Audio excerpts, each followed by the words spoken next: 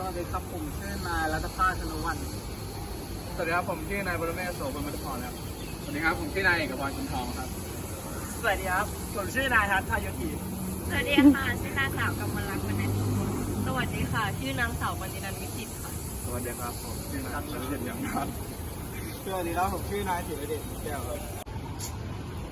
พี่อันนี้คืออะไรเหรอ อันนี้คือทะเลแหวกก็คือ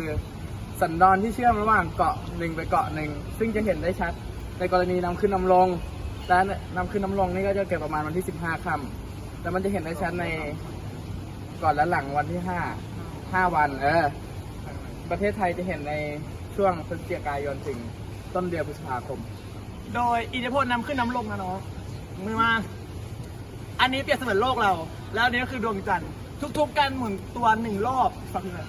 ทุกๆการหมุนตัวหนึ่งรอบของโลกเราอ่ะ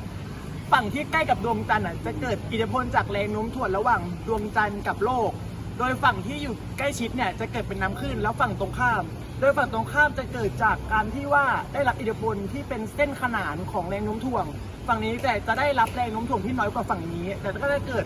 น้ำขึ้นเหมือนกันโดยสองฝั่งข้างบนและใต้เนี่ยจะเกิดเป็นน้ำลงเพราะฉะนั้น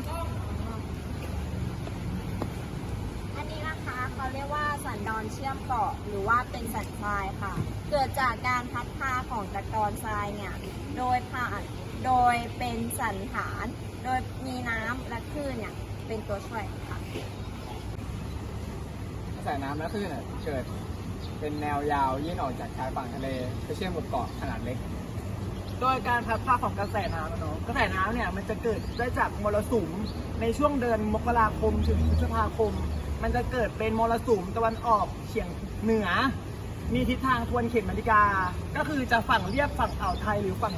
อ่าวไทยข้างนอกเรียบกระบี่ลงมาก็จะเกิดเป็นกระแสน้ำพัดเข้าหาตรงนี้ทำให้เกิดตะกอนเป็นฝั่งนี้ส่วนฝั่งนี้จะเกิดจากมรสุมตะวันตกเฉียงใต้ในช่วงเดือนสิงหาคมถึงตุลาคมมีทิศทางตามเข็มนาฬิกาเกิดพัดเข้าทางนี้แล้วก็รวมกันตรงกลางเป็นสันดอนเข้าใจไหมครับเข้าใจ